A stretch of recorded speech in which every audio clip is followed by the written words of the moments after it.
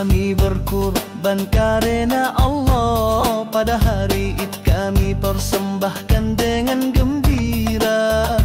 Kami sembelih kambing atau sapi sebagai ketaatan dan kurban yang kami harapkan pahalanya.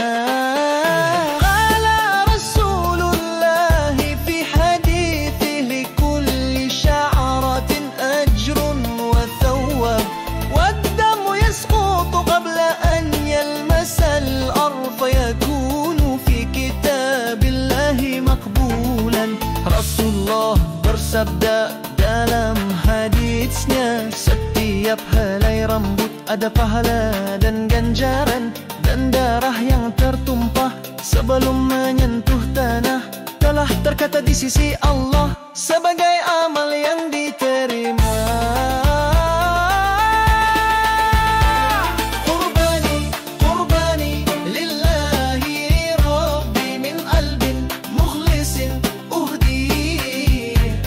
Farzuqni ya Rabbi niyatan khalisa wa taqabbal qurbani.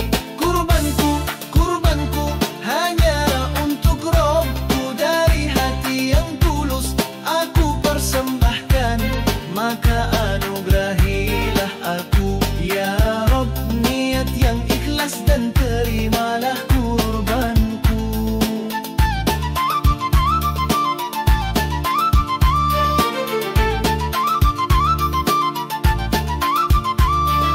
نقسم اللحم على المحتاجين فيفرح الفقراء ويبتسمون. هذا هو الإسلام في جماله، رحمة وعطاء في كل زمان. Kami bagikan daging kepada yang membutuhkan, lalu orang fakir bersuka cita dan tersenyum. Inilah Islam dalam keindahannya, penuh kasih dan pemberian di setiap masa. Qurbani lillahi rabbi min qalbin mukhlisin udi. Farzuqni ya Rabbi niyatan khalisa wa taqabbal qurbani. Kurbanku hanya untuk Rabbku, dari hati yang tulus aku persembahkan, maka anugerahilah aku ya Rabb niat yang ikhlas dan terimalah kurbanku.